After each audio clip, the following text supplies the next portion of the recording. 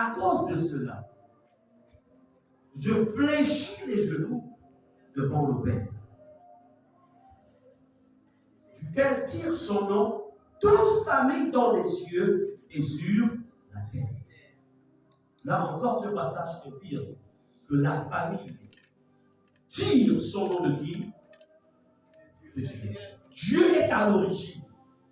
Donc, si on parle de la famille, par exemple, Ondo, elle tire son sang de Dieu. Dieu t'a créé pour bâtir une famille.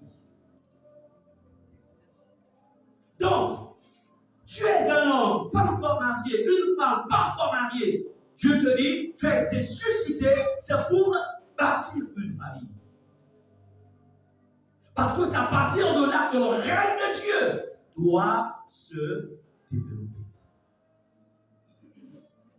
Et lorsque tu es déjà marié, sache que le plan de Dieu pour la famille que tu as déjà bâtie, c'est de glorifier le Seigneur. Amen.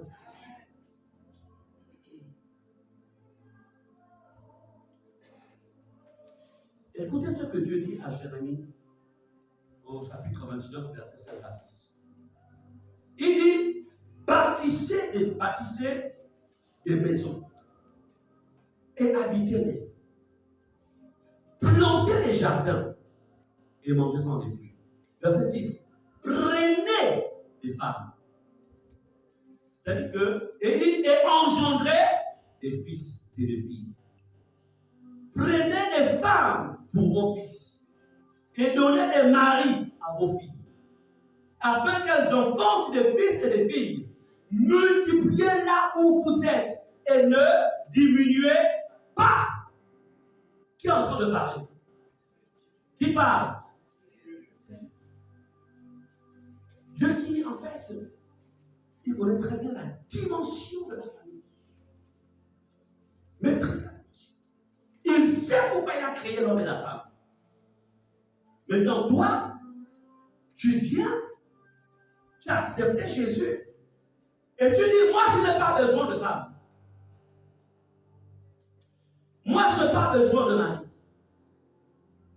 Pendant que Dieu dit, prends femme, tu as dit, oh, no wife. Parce que, tout simplement, j'ai des priorités. Donc, lorsqu'un frère est en âge de se marier et que tu ne prends pas de femme, tu es dans le péché. Tu pèches contre ce passage.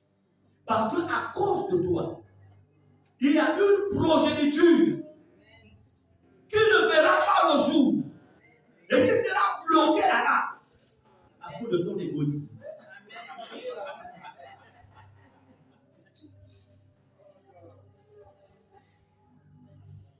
Dieu dit engendrez des fils et des filles. Prenez des femmes pour vos fils. Je pense qu'on doit commencer à appliquer ce passage. Et donnez des maris à vos filles. Hein, les mamans. En fait, ce que je veux faire ressortir ici, en fait, Dieu, de quoi est-il question? C'est-à-dire, Israël était en fait captif à Babylone. Et puis à un moment, en fait, ils ont cru. Ils ne savaient pas qu'en vérité, il devait y avoir, ils devaient en fait captif pendant 70 ans. Donc Dieu leur fait comprendre que Dieu passe par jour pour dire en vérité, hein, votre présence ici, là, ce n'est pas dans 5 ans, vous ne parlez pas de Babylone dans 5 ans. C'est pratiquement 60 ans. Écoutez, bâtissez les maisons. En fait, réorganisez-vous. Amen. Prenez, encore pour dire, créer des dispositions qui vont favoriser le fait de bâtir des familles. La famille est de Dieu. Amen. Dieu est derrière la famille. Prenez des femmes. La question que je peux vous poser, vous comprenez que finalement, comme je le disais, l'ennemi est derrière. L'ennemi est derrière le fait de vous empêcher de prendre. Combien de frères passent leur temps à réfléchir? Tu réfléchis. Tu as 40 ans, tu réfléchis. Tu te rapproches de la cinquantaine, tu réfléchis. La sœur aussi réfléchit. Quand tu as 20 ans, tu peux réfléchir. Mais tu es dans la trentaine, tu réfléchis.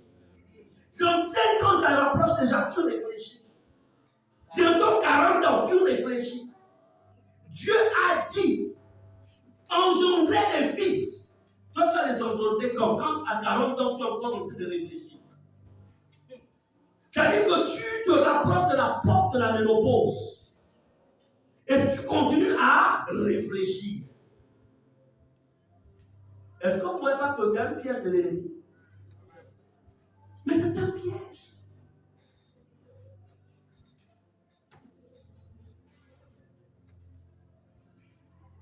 Bien-aimé, Dieu a fait tout. En fait, il a prévu un temps pour toutes choses. Il y a un temps pour fonder sa famille. Et il y a un temps pour voir grandir cette progéniture. Il y a un temps pour tout. Attends, dis-moi, quand tu fais un enfant à 55 ans, 55 ans, c'est là où en fait, le bébé vient. Tu as 55 ans. Bébé? Oh, mais les créatures là, il ne faut pas les penser. Ils savent, ici, le gars, quand il vient, il te dit, tu ne dors pas aujourd'hui. Il crie. Et tu as 55 ans. Et donc, c'est-à-dire que le bébé peut me donner l'attention. Tu lui as changé les couches. Maman lui a donné le sein. Papa, toi, tu rajoutes encore le biberon. Parce qu'il faut aussi laisser reposer maman. Donc, vous faites, la journée c'est elle, la nuit c'est papa. Babysitter. Dites-moi, quand tu as 30 ans, ça se comprend. Mais 55 ans, en fait, comment? Vous comprenez cela? Parce que vous ne réalisez peut-être pas encore la réalité des enfants. C'est comme moi j'avais dit à mon épouse que moi je ne suis pas, en fait, je n'ai pas l'onction. Quand on était chez je dis, écoute, moi je n'ai pas en fait l'onction de Jacob. Puis le gars là-bas, il est 12. Moi je n'ai pas l'onction. Moi j'ai une autre onction. Et puis bon, là, Dieu aussi, Dieu a permis à ce que nous ayons un chiffre assez gérable. Donc, comprenez que plus vous retardez le fait d'accepter ou de chercher la sœur, cela va te rattraper. Mais quand ça va te rattraper, tu diras, ah, si je savais. Est-ce que vous comprenez cela? Donc, nous voyons que la source de la famille, elle vient de Dieu. C'est-à-dire Dieu est à l'origine du mariage d'un homme et d'une femme.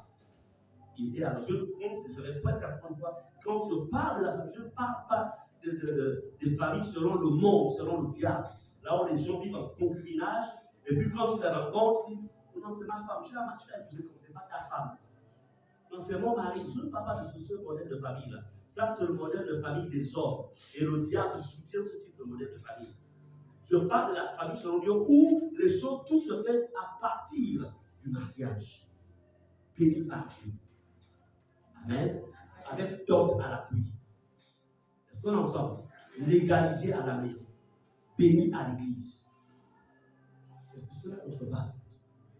Maintenant, quels sont les avantages qu'apporte une famille? Parce que peut-être parfois, certains célibataires ne maîtrisent pas trop les avantages qu'il y a. Ou même ceux qui sont mariés aussi ne réalisent pas. Quels sont les avantages qu'apporte une famille? Regardez ce que Dieu dit déjà dans Genèse chapitre 1, verset 28. Dieu les bénit, puis Adam et Ève. Et Dieu leur dit, soyez féconds. Donc, la fécondité fait partie de la bénédiction qu'il y a dans le couple, en fait. Donc, et la fécondité ici touche tous les domaines. Il n'y a pas que la fécondité, on va dire, qui consiste à engendrer les enfants, quoique cela fasse partie, mais ça dit que tout est fécond. Avant que je ne la rencontre, mes bénédictions étaient limitées à un certain niveau. Mais après qu'elle soit entrée dans ma vie, il y a eu en fait une multiplication.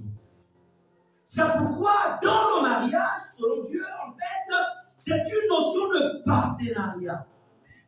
C'est-à-dire, l'homme trouve une partenaire. C'est-à-dire que ce n'est pas une servante que j'ai trouvée. Encore moins quelqu'un qui est là pour gérer en fait la maison. Est-ce que vous comprenez cela? C'est une partenaire. Elle a des dons, elle a des capacités, moi aussi j'en ai, et ensuite on se rencontre. C'est pourquoi en fait, je n'ai pas eu besoin de la draguer. On ne drague pas en Christ. On expose ses sentiments et sa vision des choses. Est-ce qu'on est ensemble? Donc je l'ai rencontré, et la meilleure c'est que nous, quand on s'est rencontrés, tout s'est fait, en fait, on appelle ça comment? C'était sous une lampe tempête. Et puis, vraiment, en général, tout ces choses. Mode bio. J'étais dans un village. Elle est venue en mission. Alors, elle vient en mission. Et le Seigneur permet, elle était venue en mission, puisqu'à l'époque, nous travaillions à Bito. Et puis, c'était elle qui, en fait, était chargée de l'intercession. Elle vient donc à Njolé pour une mission.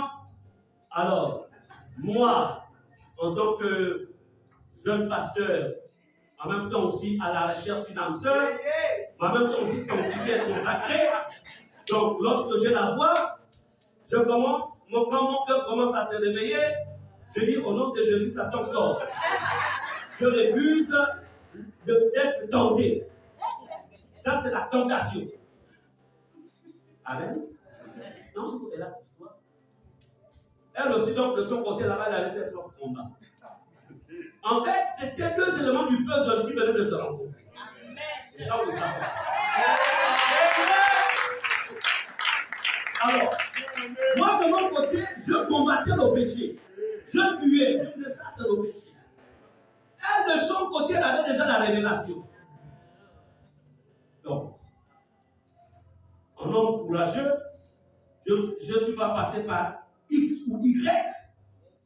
Comme il paraît qu'il y a certains frères qui contactent d'autres personnes pour aller dire la vérité aux femmes qu'elles aiment. Attends aussi. Le courage masculin.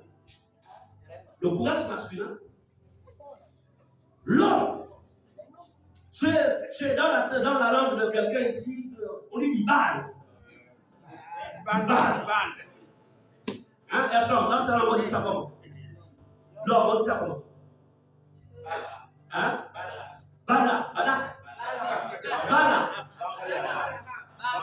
Oh, tu m'as fait à ça. Alléluia. Et puis, je répète les frères, tu n'as pas besoin de draguer. De passer par 1000 tournures. Tu n'as même pas besoin de présenter la grosse voiture ou bien tu n'as pas besoin de ça. Je suis allé. Je lui ai présenté toutes mes civilités. Amen. Sous une lampe tempête. Elle devait voyager le lendemain. Le jour-là, le Saint-Esprit s'est mis dans elle. Je marche avec le Saint-Esprit. Amen. Et puis, au gosse que j'étais aussi à l'époque. Et puis, non, ça c'est. Faut venir à la maison, je cherche la phrase. Quand le Saint-Esprit m'a convaincu que c'était elle, je lui ai présenté ce que je sentais pour elle. L'amour que j'avais pour elle. Amen. Et elle aussi, de son côté, en femme spirituelle, elle avait déjà reçu qu'à l'époque, il y avait 6 milliards d'habitants sur la Terre. Elle avait reçu que sur les 6 milliards d'habitants, je ne sais pas combien d'hommes qui étaient avant ce temps. Il n'y avait aucun homme sur la Terre qui pouvait en fait être la partie de ce dont elle cherchait.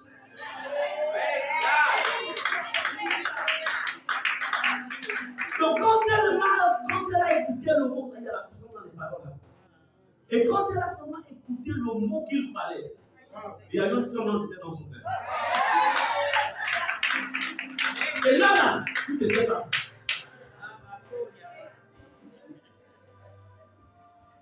Je suis étonné des frères qui se battent. Le gars, il perd au sommeil. Je n'ai pas beaucoup de faire de sommeil. La Bible dit, celui qui a trouvé une femme est un don de l'éternité. Si elle m'aurait dit, tu n'es pas mon genre, je dis, pardonne-moi, je t'ai dérangé. Je vous demande, je vais continuer mon chemin, je serai allé en Chine. Et je suis chinoise. Est-ce qu'il y a un problème là-dedans? Il n'y a pas de problème. Soit Dieu est dans la chose, soit il n'est pas dans la chose. Est-ce qu'il y a un problème? C'est pourquoi je suis en train de dire que, en fait, Dieu, dans le couple, quand il vous met ensemble, quand tu es dans une union conjugale, il y a la fécondité. Il y a des dimensions que tu n'atteindras jamais seul. Amen, amen, amen, amen.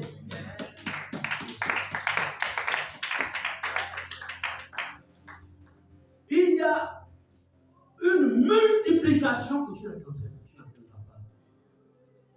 C'est pour dire que l'homme est fait pour être avec la femme.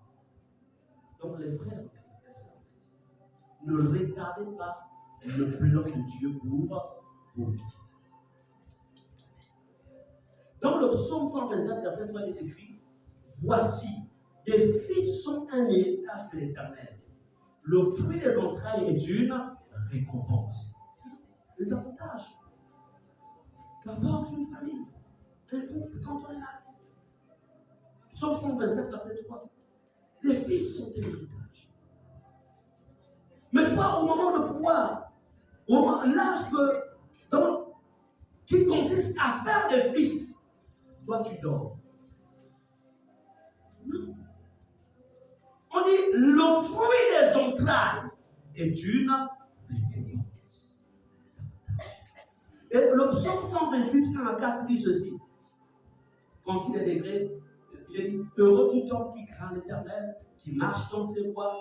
Tu jouis alors du travail de tes mains.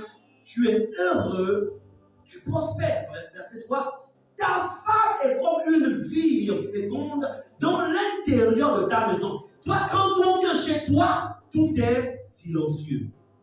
Si ce n'est que la louange qui passe. Tu as 35 ans, tout est silencieux. 40 ans, tout est silencieux. Mais ma Bible me dit, ta femme est comme une vigne féconde dans l'intérieur de ta maison. Maintenant, les célibataires, réveillez-vous.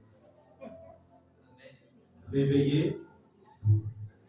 Parce que vous êtes hors du plan de Dieu à un certain âge.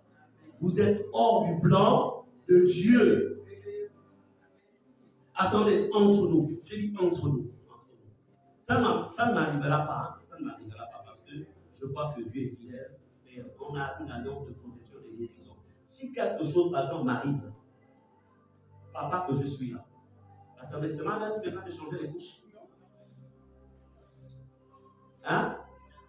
C'est mon petit frère qui vient de changer les couches. Et qui est qualifié pour le faire? Hein? C'est la femme, non? Vice versa. Ma femme, oui. Ma femme. Est-ce qu'on est ensemble? Et vice versa. Pourquoi connaissez l'avenir? Je ne veux pas dire que je ne veux pas si être un prophète de malheur, ce n'est pas ça. Mais il y a des situations. Il y a des situations où en fait, tu as besoin de ta femme. D'une femme à côté de toi. En fait, ta femme à côté de toi.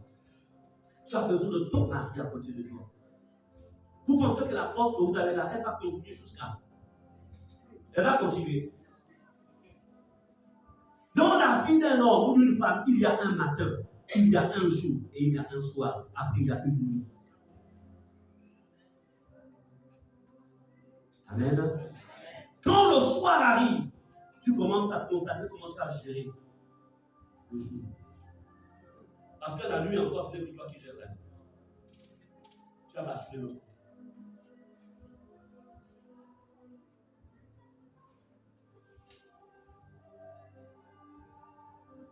Bien-aimé, le verset continue en disant, tes fils sont comme des plants d'olivier autour de ta table.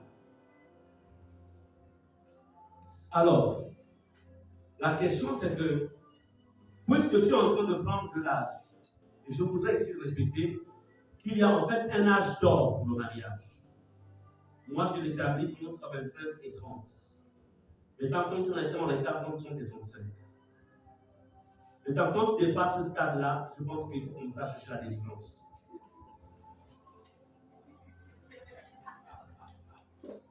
Il faut commencer à chercher la délivrance.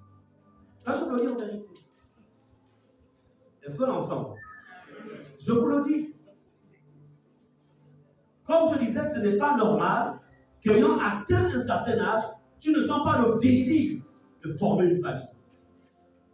Et comme la femme n'a pas la capacité d'aller demander la main, c'est dans la prière, genoux à terre, toutes les forces qui bloquent ma vie doivent être renversées. Amen. Doivent être renversées.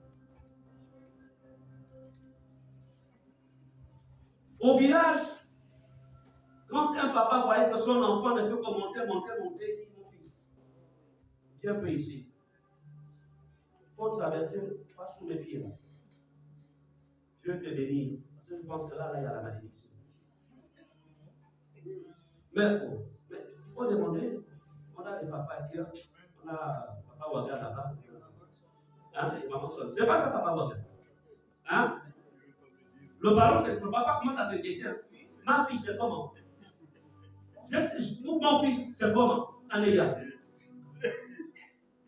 Là, chez la langue de leur premier qui tient. Hein? Donc, ça veut dire que le parent se pose des questions. Qu'est-ce qui arrive? Attends, qui t'a mangé? Parce que c'est un déclic normal de désirer ce mari. Mais quand il n'y a pas de déclic, attends, qui t'a mangé? Et comme ça, on va faire des réunions familiales pour découvrir qui t'a mangé. Mais comme aujourd'hui, on a Jésus dans notre vie, on dit, viens à la croix, on va tout couper, ce qui te bloque. Donc ce n'est pas une sécurité. Non pas seulement ça retarde le royaume de Dieu. La génération, l'église de demain, c'est qui? Mais ce sont les enfants qu'on fait. Est-ce qu'on est ensemble? Mais si tu n'as pas eu le temps de préparer la génération suivante, donc tout ce que Dieu t'a donné là, les hormones là, de fécondité, tout ce qui est à l'intérieur là, ça va aller sur la tombe. Ça va aller là. Amen.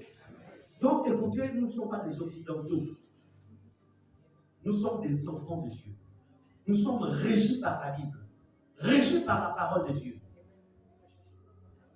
Non, mais eux, ils ont même créé même les robots maintenant, les poupées, tout ça qui maintenant leur font à manger, je ne sais pas. Mais ils sont tellement atteints des dimensions, tu ne sais pas. Ça, ils montrent même des os. Mais nous sommes des enfants de Dieu. Donc comprenez qu'il y a une puissance dans la famille. C'est ainsi qu'est béni l'homme qui craint l'Éternel. Donc, c'est-à-dire, l'homme qui craint l'éternel, la preuve, c'est quoi? C'est pas prier encore la baba chatakaba, rido, roko, sotoko, mamandereso, tout ce que tu vas raconter là, bibi, bibi, po, po, po, po, po. Ok, c'est bien, tu es un homme de prière. C'est bien. Mais ma Bible dit aussi qu'il y a une dimension de crainte de Dieu, en fait, qui se révèle à travers le fait que il y a une femme dans ta maison comme une vigne féconde. C'est ce que nous sommes 128. Tes fils sont comme des plants d'olivier. On dit verset 4, c'est ainsi qu'est béni l'homme qui craint l'Éternel. Donc l'homme qui craint l'Éternel, ou la femme aussi qui craint l'Éternel, en fait, est dans cette dimension. Écoutez, cessez d'être supra spirituel, mais restez dans la parole de Dieu. Amen. Amen.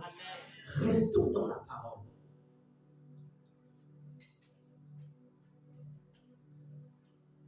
Bien-aimés, comprenez que vos enfants garantiront votre sécurité le soir de votre vie. Donc toi qui traînes là, tu traînes. Tu traînes parce que tu te sens encore fort. Tu es dans la trentaine, tu te sens fort. Tu es dans la quarantaine, tu te sens fort. Mais quand tu monteras dans la cinquantaine, là encore dans la cinquantaine, il y a encore un peu de force. Mais c'est quand tu es dans la soixantaine. Mais le fait que tu es retardé, tu as 60 ans, tu es un enfant de 5 ans. Quand quelqu'un viendra te bousculer à la porte, un enfant de 5 ans, fait quoi? Non, mais c'est ça la réalité, non? C'est pas ça la réalité. Alors, vous pensez que là où je suis, là, vous pensez que quelqu'un va venir embêter mes parents. Là où nous sommes. Quelqu'un viendra trembler. Hein? Ah, mais là, tu as menti. Tu ne peux pas. Pourquoi? Parce qu'elles ont compris, en fait, qu'il y a un temps où on fait les enfants. Pour que quand elles seront au soir de leur vie, les enfants là vont devenir leurs protecteurs. Toi, tous les frères en Christ qui passent, ce n'est pas mon genre. C'est pas mon genre. C'est pas mon genre. C'est pas mon genre. Les frères aussi, dans l'église, il y a tout. C'est pas mon genre. C'est pas mon genre. C'est pas mon genre. Sortez de l'aveuglement. Amen, amen, amen. On appelle ça être aveuglé. Et la meilleure, c'est que tu as même cette église-là à épargner, tu ne vois rien. Oh! Même papa voit. Toi, tu ne vois pas. Au nom de Jésus, que l'esprit d'aveuglement n'a pas. Amen. Hein? Ça va être quoi?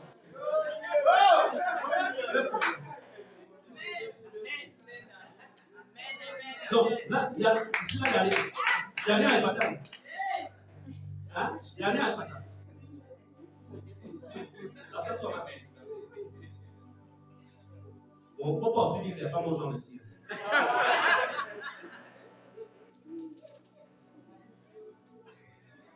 Non, je suis obligé de vous bousculer un peu. Amen. Parce que les frères deviennent des rêveurs. Des rêveurs, ils rêvent. Comment tu peux rêver en plein jour?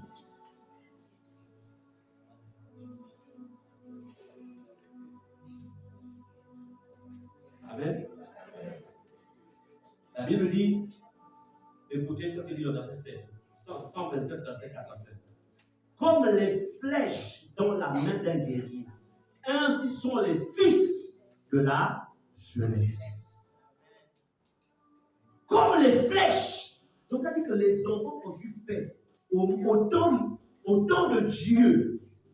Plus tard, ces enfants deviennent des flèches. C'est-à-dire que ces enfants deviendront des protecteurs. Est-ce qu'on est ensemble? C'est pourquoi, écoutez, famille, vous qui êtes déjà dans le cadre du couple, écoutez, choyez vos enfants. Élevez-les selon les voies de Dieu. Est-ce qu'on est ensemble? Il est extrêmement important. Ne laissez pas le monde envahir la maison. Ne laissez pas le monde, en fait, éduquer vos enfants. Parce que ces enfants, demain, après-demain, en fait, c'est votre bénédiction. C'est pourquoi la Bible dit, enseigne au jeune homme la voie qu'il doit suivre, afin que lorsqu'il sera grand, que pécheur, en fait, qu'il ne se détourne, en fait. Amen. Verset 5, heureux l'homme qui en a rempli son carquois. Ils ne sont pas confus, ils ne seront pas confus quand ils parleront avec des ennemis à la porte, comme je le disais tout à l'heure. Il est important. Parents, soyez des modèles pour vos enfants. Protégez vos enfants. Le diable qui sait que les enfants, c'est l'avenir de demain, c'est la garantie de la continuité de la famille, il va les combattre. Il va chercher en fait à les détourner des voies de Dieu. Yes. Vous devez refuser cela. Amen. Si vous sentez qu'il faut prier, il faut intercéder, il faut les arracher en fait du programme de l'ennemi. Parce que l'ennemi, c'est un programme contre nos enfants. Les ténèbres ont un programme et vous devez refuser cela au nom de Jésus. Époux, aimez votre femme. Les enfants sont des observateurs. Femme, sois soumise à ton mari. Créez une ambiance divine dans la maison. Alléluia. Et tout cela favorise en fait un épanouissement dans la vie des enfants. Amen. Bien-aimé, nous sommes que dans la parole. Il est important que tu réfléchisses. Réfléchis. Où en es-tu? Où en es-tu? Je crois aussi que dans ce projet divin, le plan divin par rapport à la composition d'une famille, je crois aussi à ce qu'on va appeler en fait la notion de génération. Ça, c'est important.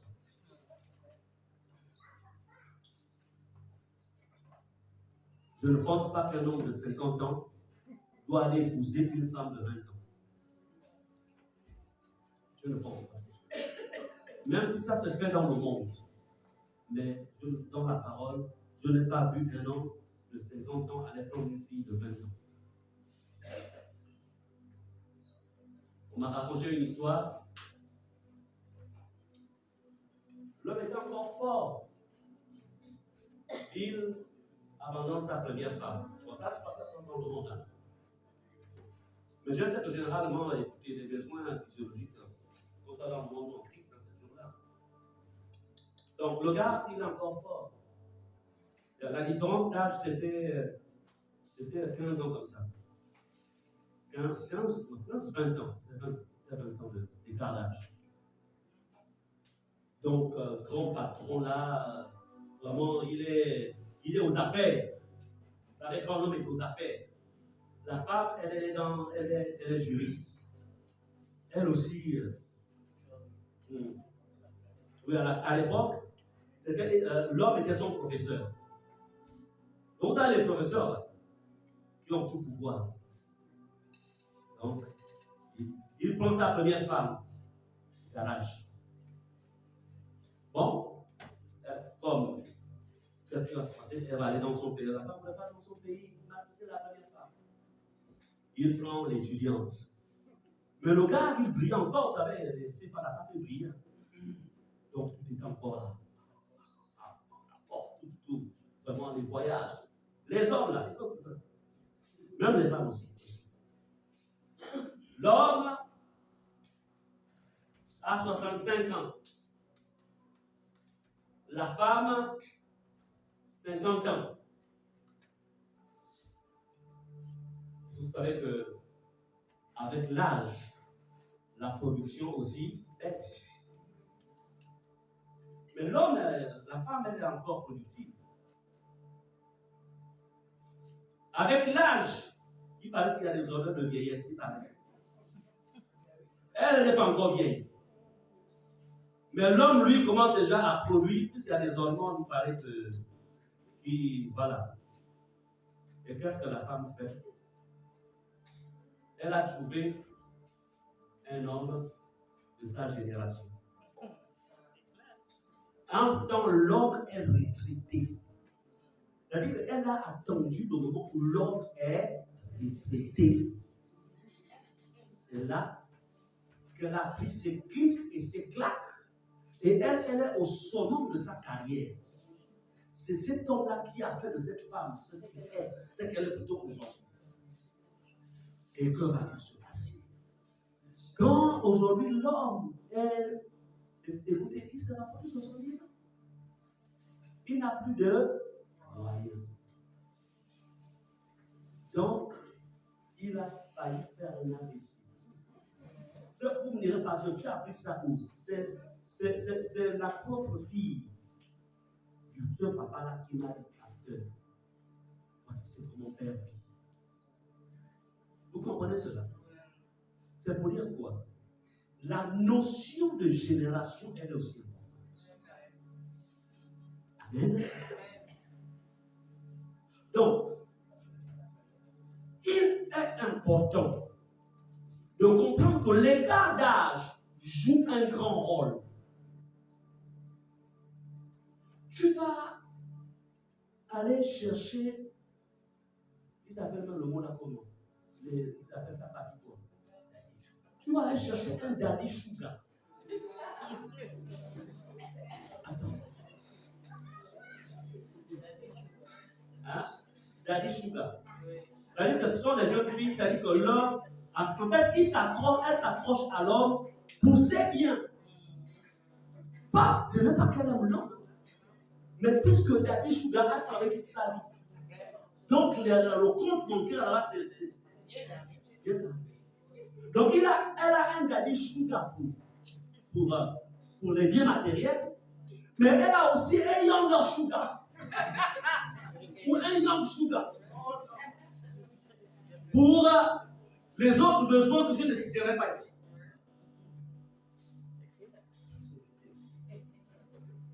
Non, écoutez l'église. Quand on voit la différence d'âge qu'il y avait entre Abraham et Sarah, c'était au maximum 10 ans. On peut encore accepter un écart de 10 ans. Ah, ça fait combien? Donc, c'était un écart. N'oubliez jamais qu'on monte en âge. Dans les écarts d'âge là qui sont souvent que aujourd'hui on va. Attends, même quand tu marches, cérémonie, famille, une cérémonie, et puis vous rentrez, c'est votre fille, non, c'est ma femme. Attends.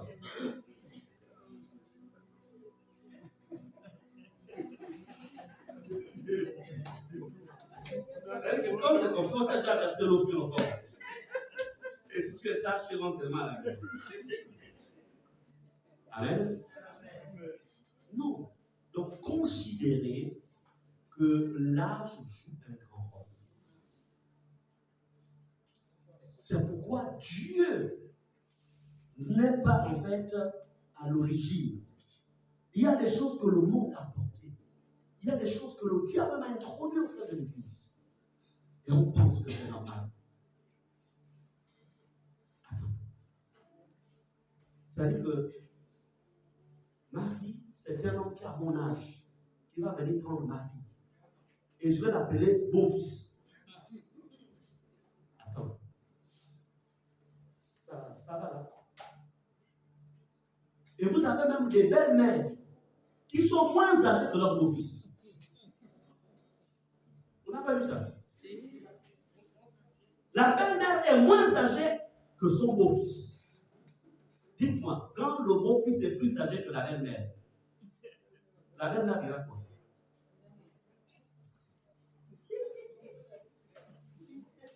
Vous voyez un peu comment le diable dit en fait renverser dans les choses. Revenons et restons dans la. Les frères, cherchez les sœurs qui ont vos âges. Les sœurs, acceptez les frères qui ont vos âges.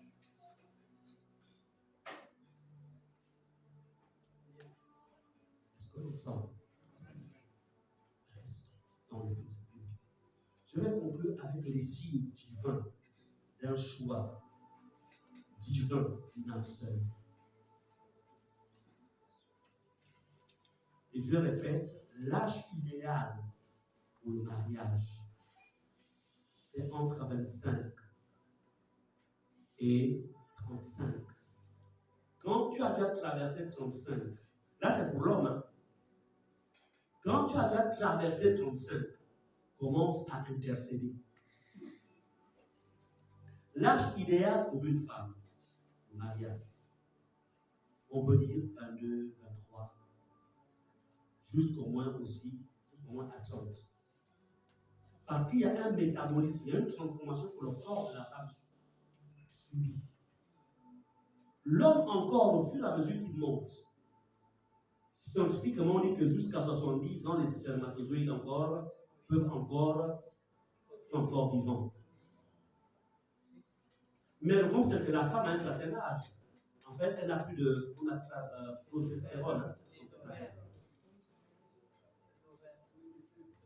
Et il y a même un âge, où un homme très âgé, s'il enfante, s'il grossit, il a sa femme, mais sa femme est moins âgée, mais il parle qu'il y a même des spermatozoïdes qui ont des mongols. Non, mais il faut connaître tout ça, parce qu'il y a beaucoup là qui traînent là, qui vieillissent petit à petit sans se rendre compte. Et puis après, on va commencer à chercher au nom de Jésus. L'esprit de mongol sort, c'est toi qui as retardé.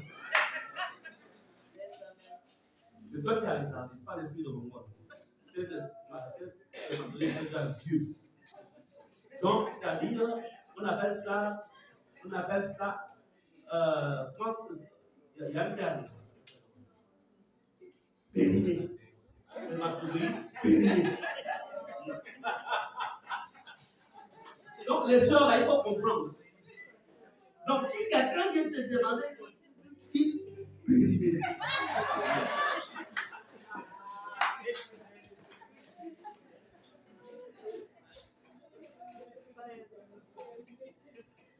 Donc, je suis obligé de parler comme ça parce qu'il y a trop de rêveurs. Là, on est dans le cadre de la famille. Amen. Là, on n'est pas là pour dire, voilà, qu'on chasse les démons. Non, je vous enseigne.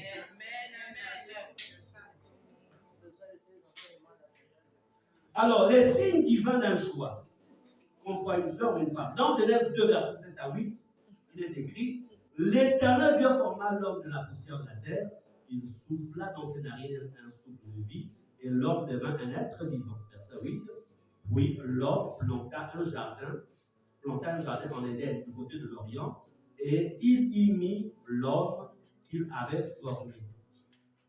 Remarquons ici, en fait, que l'homme n'était pas sans emploi. L'homme n'était pas chômeur. L'homme ne vivait pas au crochet de ses parents. L'homme avait un travail. Son travail consistait à garder et cultiver. Donc, il avait un boulot. Et il était aussi au service de son Dieu. Est-ce qu'on en sent? Donc, les sœurs, si le frère qui veut vous demander la main, s'il est indépendant,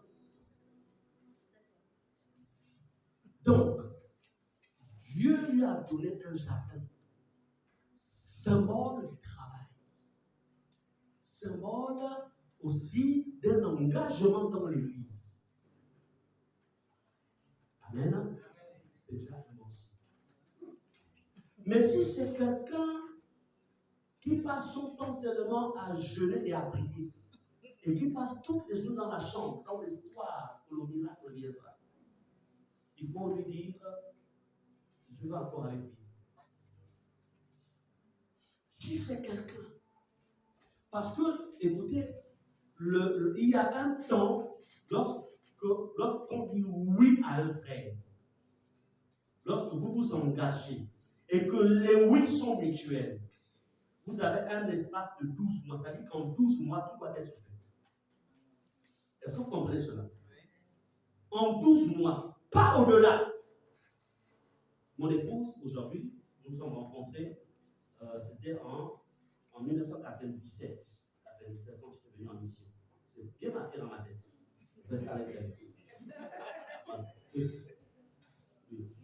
Et puis ensuite, 1998, en fait, on a fait les fiançailles parce qu'il y a d'abord un temps d'observation pour s'accorder, être sûr que je ne me suis pas trompé. Parce qu'un engagement peut se rompre. Je me suis trompé, elle s'est trompée. Ok? Même les fiançailles, ça peut se rompre. Ok? La seule chose qui ne se rompt pas, c'est le mariage. Donc, une fois, ça. Donc, en un an, pourquoi? Pour éviter les occasions de chute. Lorsque quelqu'un est seul, il y a une barrière de protection. Elle est seule, elle a une barrière de protection où il y a un espace où un homme ne peut pas rentrer. Pour ceux qui craignent Dieu. Est-ce qu'on est d'accord? Mais une fois, une sœur a dit oui à un frère, et que ça tire en longueur. Vous vous imaginez? Le frère est allé visiter la sœur, il était 19h. Bon, ils ont commencé à prier en langue pendant au moins 30 minutes. Et puis ensuite, la pluie est tombée. Forte pluie. Et il est 22h. Vous sentez un peu les dangers qu'il y a? Donc, au point où l'inspiration pour la prière a disparu. Et il y a toutes les images qui peuvent maintenant passer dans la tête. Arrosé, en fait, c'est-à-dire que soutenu par la forte pluie.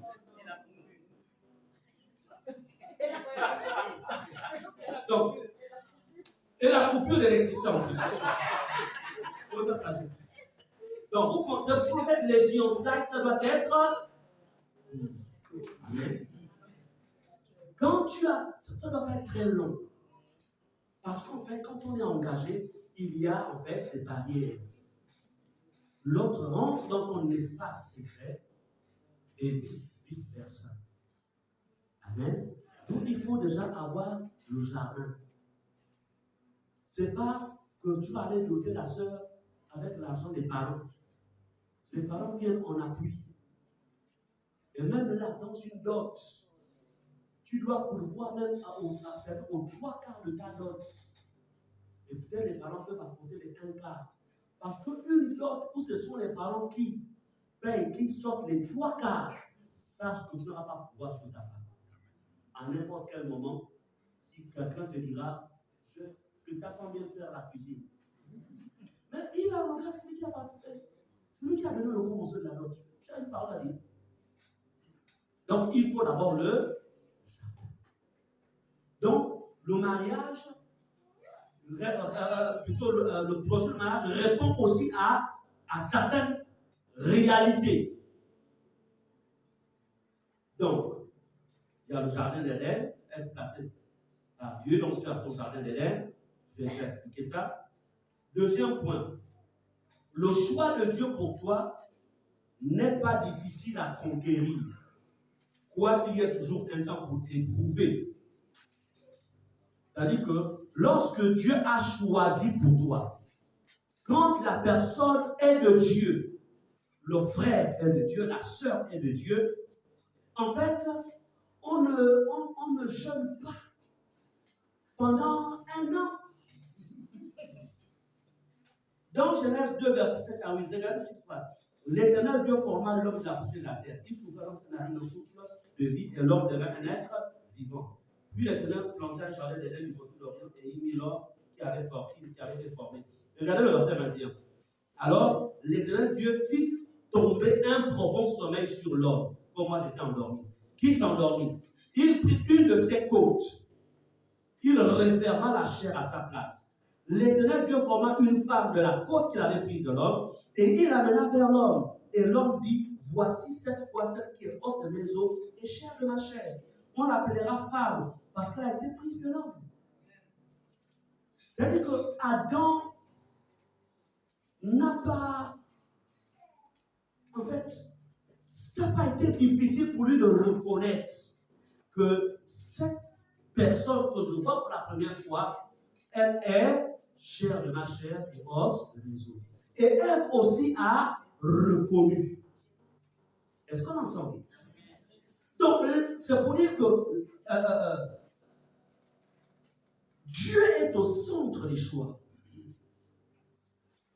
Donc l'histoire où en fait, ça ne veut pas dire qu'il ne faut pas éprouver. L'épreuve est importante parce qu'il est question de toute une vie. Amen. Mais quand l'épreuve là, ça fait 1 an, ça fait, attends, un moment, tu vas te dire, est-ce que tu es vraiment là-dedans? 6 mois. Je pense que si Dieu a besoin de 6 mois pour te parler. Dieu a besoin de 6 mois pour te parler.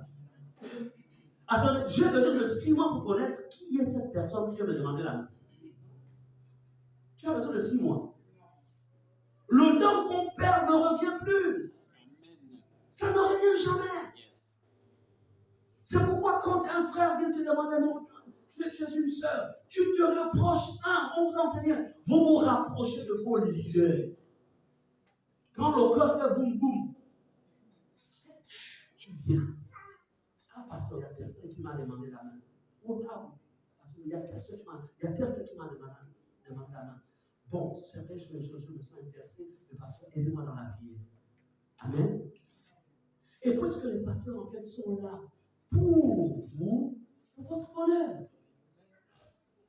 On ne va pas compliquer la tâche. Quand Dieu dit, on ne va pas compliquer la tâche. Moi, je l'ai fait. Quand je l'ai rencontré, au-delà du fait que le corps faisait déjà boum boum, qu'il avait eu un sang dans les têtes dans son cœur. Donc, quand je suis venu à l'église, j'ai rencontré les leaders. Amen. Elle aussi, la même chose, puisque nous avions les mêmes leaders.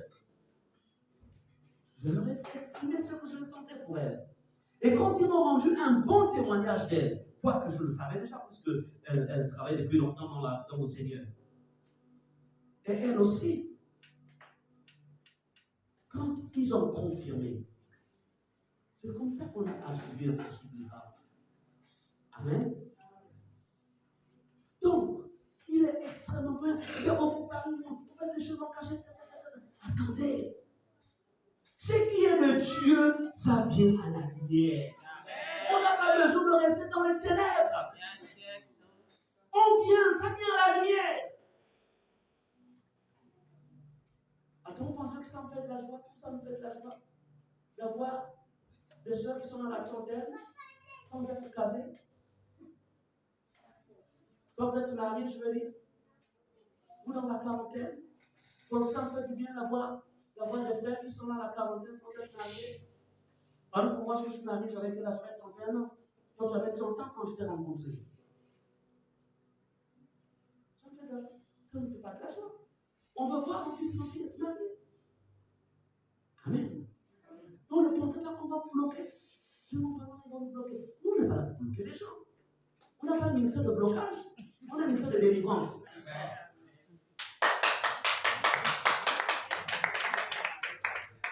Amen. Donc, quand tu vois que la soeur fait ça,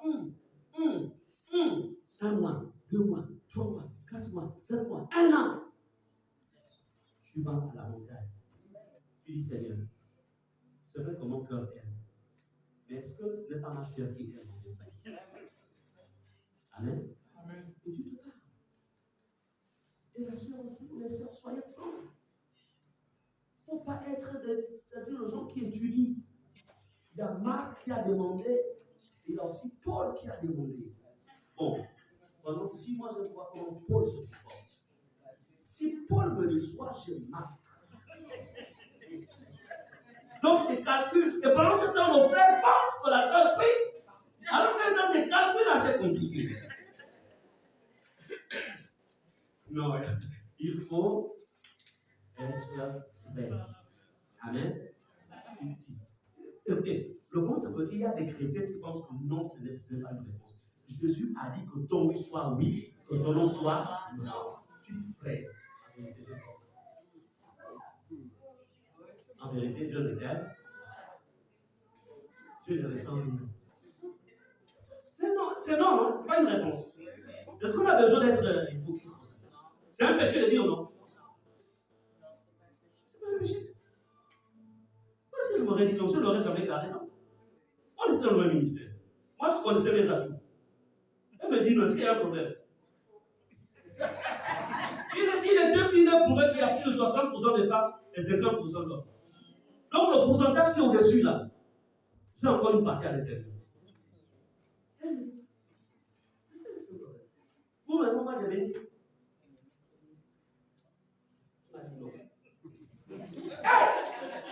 Est-ce que c'est possible?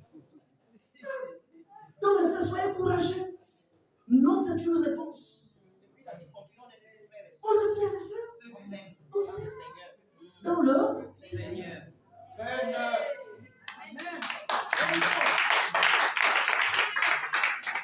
Oh! Il parle, reste qu'il parle. Oh, vous aussi. Tu vas devenir là maintenant. Tu vas même fuir l'église. Ta soeur va dans l'église. Tu vas devenir là-bas. Hey! Dans la langue des crocodiles, elle est déjà là. Donc pour ça, tu vas. Donc je dis à l'église, c'est pour les sœurs. Le salut avec tout. Crois que cela soit une bénédiction terrestre. Amen. Donc les sœurs, s'il vous plaît, il ne faut pas faire tournant pour les frères. S'il y a un autre qui vient, amen. Continuez le chemin ensemble avec le Seigneur. Amen. Dieu se donnera le meilleur. Et écoutez, il est mieux de continuer à marcher seul et de trouver l'âme seule que de forcer les choses. Et après, ça va être compliqué. Bien aimé. Donc, comprenez, le troisième et dernier point, l'amour de l'autre. Il y en a plusieurs, mais je m'arrête par là. L'amour de l'autre pour ce qu'il est et non pour ce qu'il possède ou qu'elle possède est un signe important.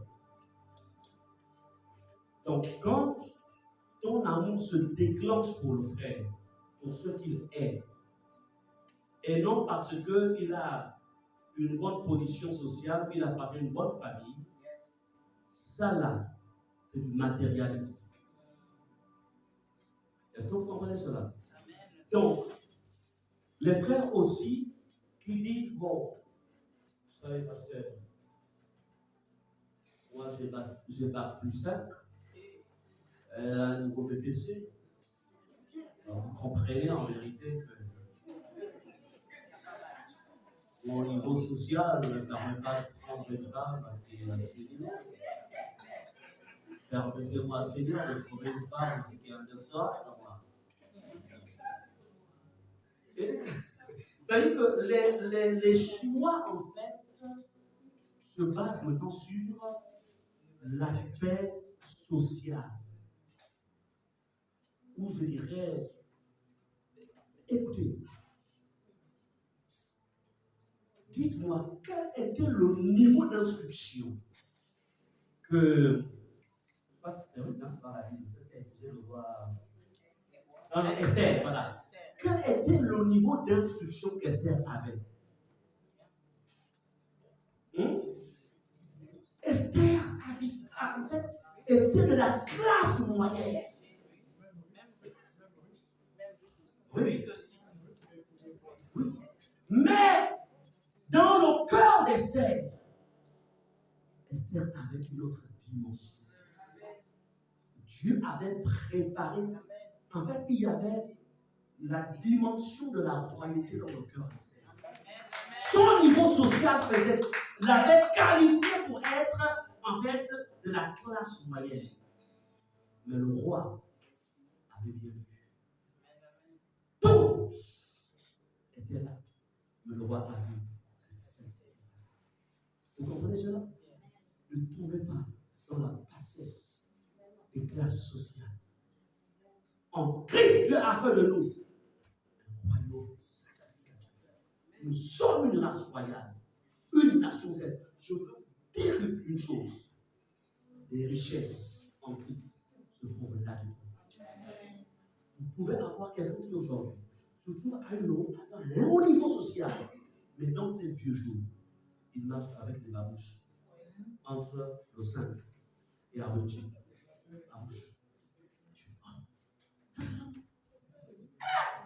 La vie, hein? Oh! Qu'est-ce qui s'est passé? Parce que tout simplement, en Jésus-Christ, nous avons tout. Ce que tu négliges aujourd'hui, ce que tu banalises aujourd'hui, demain, ça va être la même chose. On n'arrive jamais au même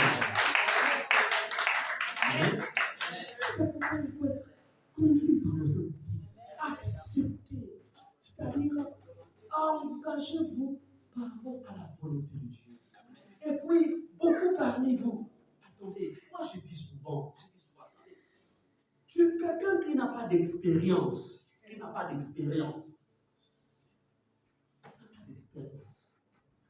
vas lui demander conseil, c'est-à-dire que tu as rencontré une sœur, ton corps bat, tu vas demander conseil à un célibataire, il va te dire quoi?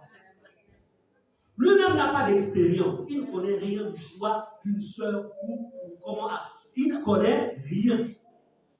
Comme aussi une sœur, un frère lui demande la main, au lieu d'aller vers ceux qui ont l'expérience, qui sont déjà mariés, elle va demander la main aussi à qui? À une célibataire. Quelle est l'expérience? Et c'est comme ça que des faux, ça dit que des faux conseils sont donnés. Non, tu vois, non, écoute, quand même, il faut faire attention parce que le frère. Mais quand dans le cœur, elle combatte, elle veut en fait, elle veut le frère. Mais elle dit, non, tu vois, il faut faire attention parce que tu vois, dans la vie, là, les frères, là, attention. Les conseils, on va les chercher chez ceux qui ont l'expérience. Ils sont passés par là. Ils savent quelles sont les embûches. Ils savent comment les esquiver. Est-ce que vous comprenez cela? Combien de personnes auraient pu déjà être mariées aujourd'hui, mais se sont tournées vers des mauvais conseillers et qui malheureusement, moi je connais une sœur, je ne dirai pas son nom, elle vient me voir. Elle vient me voir au bureau. Oh pasteur, je t'en supplie. Oh pasteur, tu vas vraiment il faut préserver la vie de cette sœur-là, parce que quand je vois ce frère-là, parce que c'est. Pourquoi il s'agit comme ça?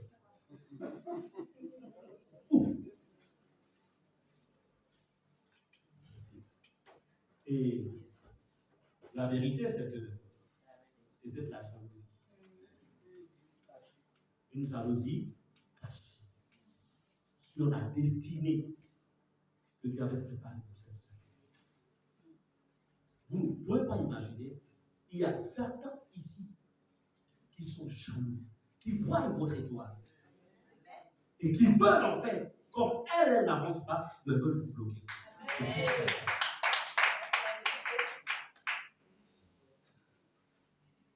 Amen. Écoutez cette cantique, chapitre 4, verset 9 à 10. À notre 25 anniversaire, je te dirai tout. Oui, bientôt. Alors, ici, il dit ceci. Cantique chapitre 4, verset 9 à 10. Écoutez, là, c'est le cœur qui parle. Tu me ravis le cœur. Ça, c'est le conseil. Ma soeur, ma fiancée. Tu me ravis le cœur parlant de tes regards, parlant des colliers de ton cou. Verset 10. Que de charme dans ton amour, ma soeur. C'est-à-dire que ce n'était pas une Philistine. Hein? Quand il dit ma soeur, c'est-à-dire qu'ils savaient, en fait, ils étaient de la même source spirituelle. Ma fiancée. Comme ton amour vaut mieux que le vin, et combien tes parfums sont plus suaves que tous les aromates. Amen. Maintenant, ne prends pas le verset là. Tu veux bien parler à la sœur, quand tu vas demander la main.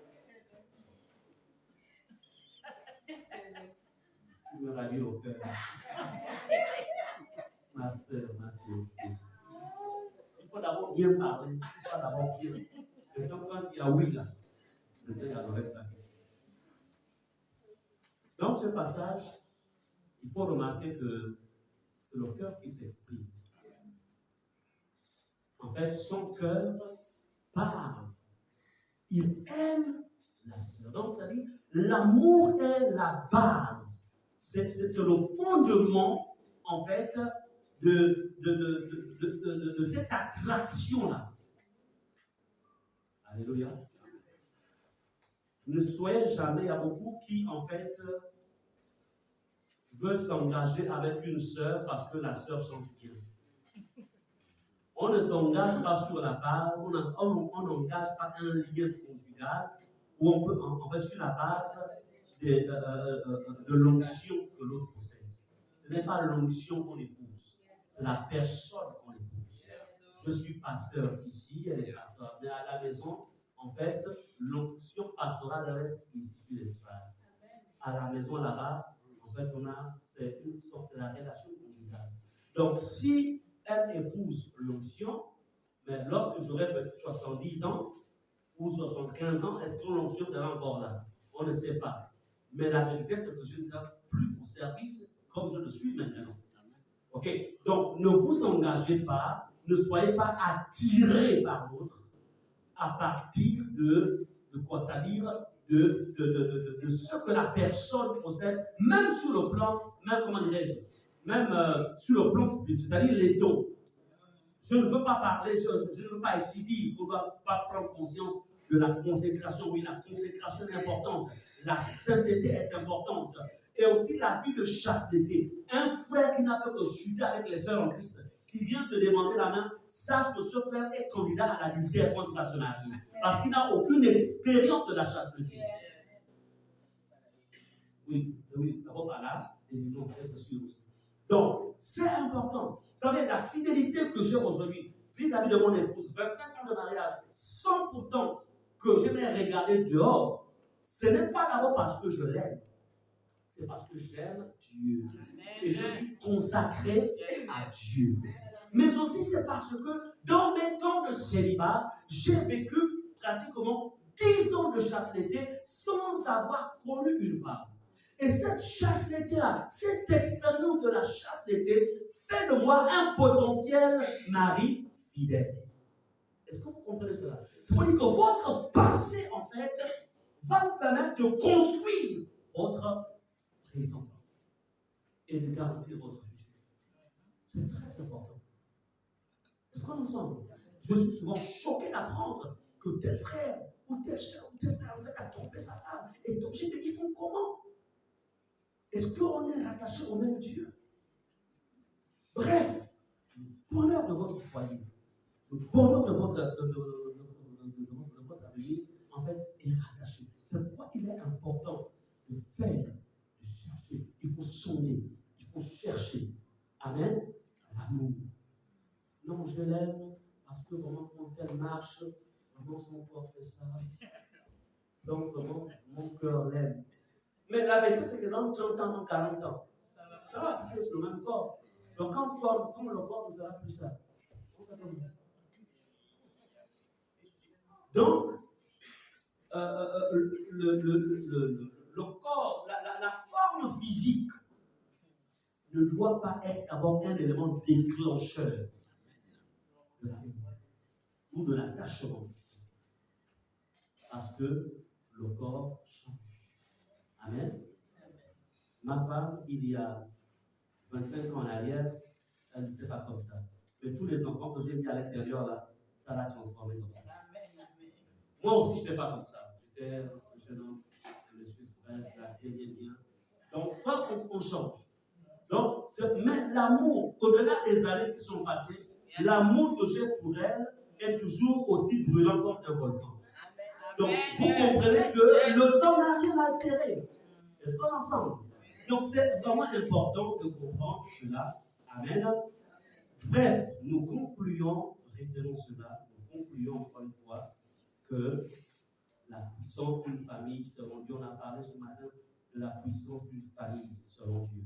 Je tenais vraiment, encore une fois, à donner cet enseignement. Cette fois, j'ai dit aussi non, c'est un enseignement, c'est pour aider les uns les autres et faire en sorte que vraiment, en sorte que vous sortiez en fait de la vérité. Autre chose que je peux aussi dire en concluant, c'est qu'il est plus facile de se marier avec quelqu'un qui est dans la même communauté que vous, parce que vous avez en fait le même type d'enseignement. vous êtes sous la même doctrine. Mais si vous allez chercher par exemple quelqu'un qui calcule, qui par exemple croit que, bon, si l'enfant est malade et qu'on a acheté l'hysope pour laver l'enfant, les démons vont partir. Et toi, on dit non, il n'y a que le nom de Jésus et l'onction d'huile qu'on peut utiliser pour pouvoir chasser les démons par exemple. Vous comprenez que là, vous allez être sur deux fondements différents. Vous comprenez? Donc, nous, il est souvent conseillé, en fait, de vous marier, en fait, de trouver l'homme sœur, l'âme sœur, autant que moi, dans la communauté où tu es, ou dans la grande famille, Réma, dans laquelle nous sommes, parce que la grande famille Réma, nous sommes tous dans la même doctrine. Amen. C'est extrêmement important. Est-ce qu'on est ensemble? C'est bon? Nous allons prier. D'abord, pour ceux qui sont mariés, il est important que nous allons prier afin d'entrer dans le plan divin dans les familles. Seigneur, c'est-à-dire que les couples prient en disant, Seigneur, que mon couple entre dans le plan divin. Peut-être qu'à un moment, il est sorti du plan divin. Le Seigneur, je veux qu'il entre dans le plan divin. Il y a beaucoup qui n'ont pas été là ce matin. Il faudrait leur demander de suivre ce message à travers la chaîne YouTube. Amen. Donc, il faut encourager. Et aussi pour laisser appartenir à ceux qui ressemblent des enfants. Donc, parce qu'on a un cœur d'enfant, que va-t-il se passer si Dieu vient et t'a parlé, tu ne vas pas résoudre. Mais si tu n'as pas un cœur d'enfant, c'est là que tu vas résoudre. Amen. Donc, on va tous se lever et chacun connaissant sa position. Donc, on va élever la voix. Seigneur, je veux avoir un cœur d'enfant. Seigneur, je sais que tu as pour moi des projets de prénom de malheur, un avenir de l'espérance. Et pour ceux qui sont mariés, Seigneur, tu m'as donné déjà pour faire la grâce de bâtir une famille. Seigneur, fais-moi grâce, Seigneur, de rentrer dans le plan divin pour la famille ou de maintenir ma famille dans le plan divin. Amen. Élevons nos voix et prions le Seigneur dans le nom de Jésus. Nous prions.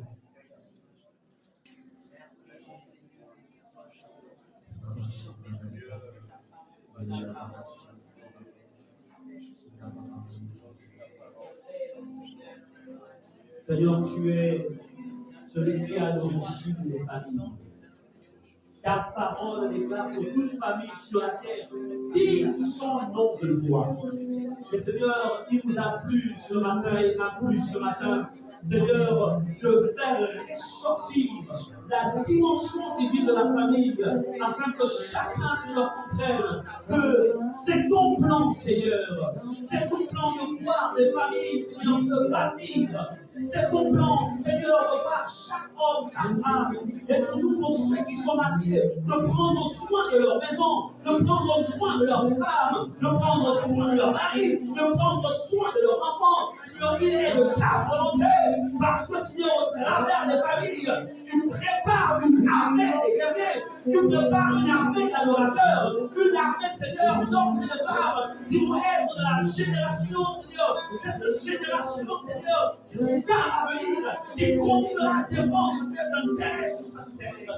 Père, je prie aussi, Seigneur, notre Dieu, je pense, Seigneur, mon Père, je pense, Seigneur, mon Seigneur, je pense à ceux qui ne sont pas encore engagés, qui certainement, Seigneur, s'interrogent, se posent des questions, mais je prie, Seigneur, qu'à travers la femme qui a été donnée, je prie afin que chacun puisse trouver au travers, Seigneur, de son caractère relâché, des lumières qui les amèneront, mon Dieu, à se positionner, des lumières qui les permettront, Seigneur, de se décider pour, Seigneur, pour être dans ta volonté.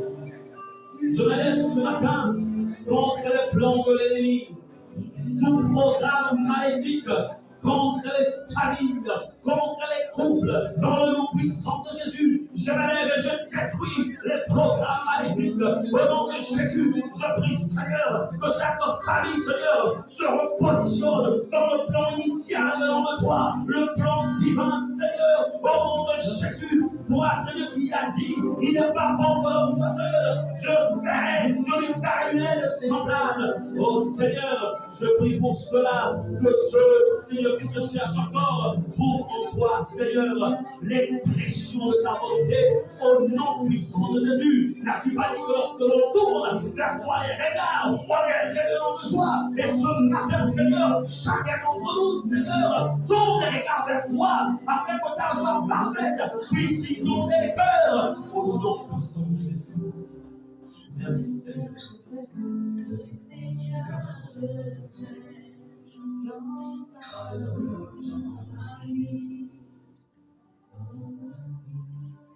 Répétons encore moi cette prière, Seigneur Jésus. Seigneur Jésus. Ce matin, tu as parlé à mon âme. Je te demande une seule chose. Pardonne-moi, Seigneur. C'est jusqu'à ce jour, je marchais selon ma volonté. J'ai fonctionné, Seigneur, selon l'homme.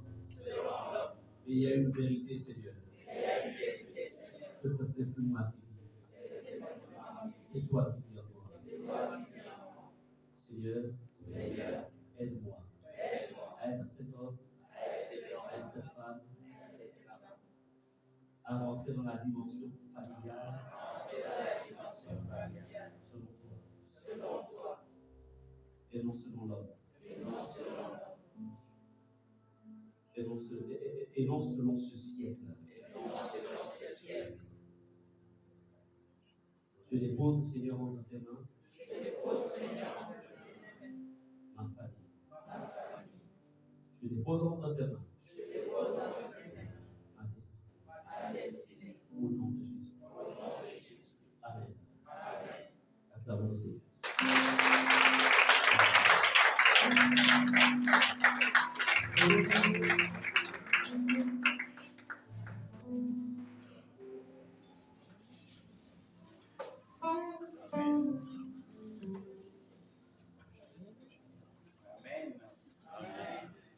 Alléluia.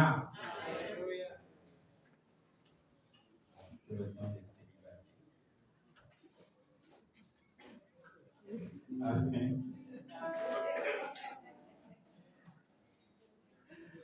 Ok, que Dieu vous bénisse, on va passer au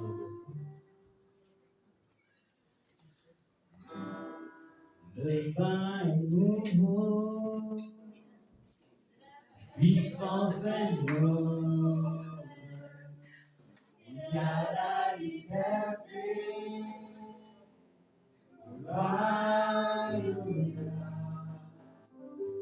je l'espère ancienne, aucun peut nous voler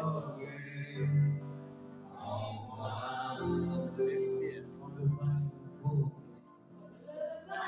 Nouveau, la puissance est nouvelle, il y a la liberté, le royaume est là, je l'espère ancienne flamme, aucun feu nous voler en moi.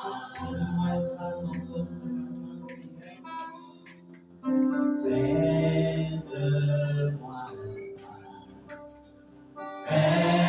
fais-le-moi une offrande, fais-le-moi ce que tu veux que je sois. Je n'ai rien à offrir, Jésus, tu m'as tout donné. Devant des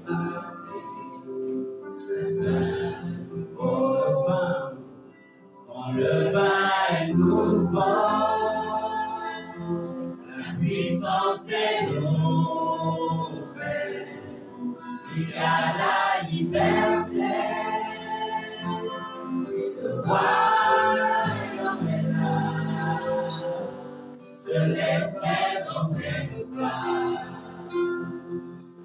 qu'un feu nouveau en moi. Quand le vin est nouveau, Le vin est nouveau, la puissance est nouvelle, il y a la liberté, le royaume est là. Je laisse mes anciennes phrases pour qu'un feu nouveau en moi.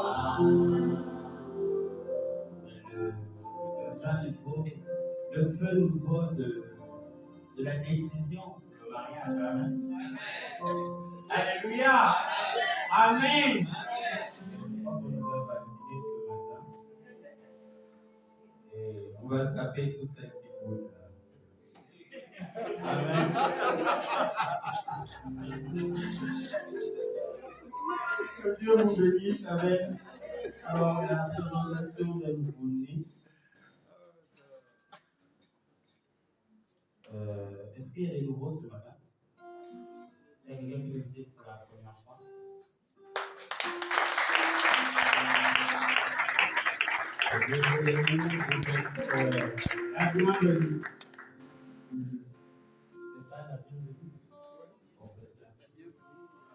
Ok, nous vous recevons dans le nom de Jésus.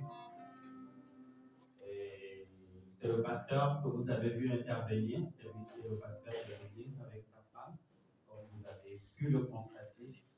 Et j'espère que vous avez été édifiés fortement, voilà, et que certainement vous aurez un engagement à prendre par rapport au message. Amen. Ok, on a la présentation des bébés, pasteur, du couple à Bexy.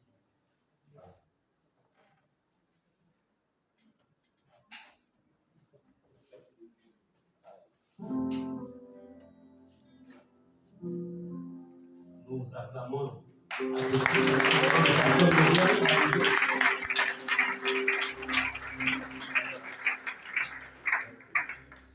Félicitations encore une fois.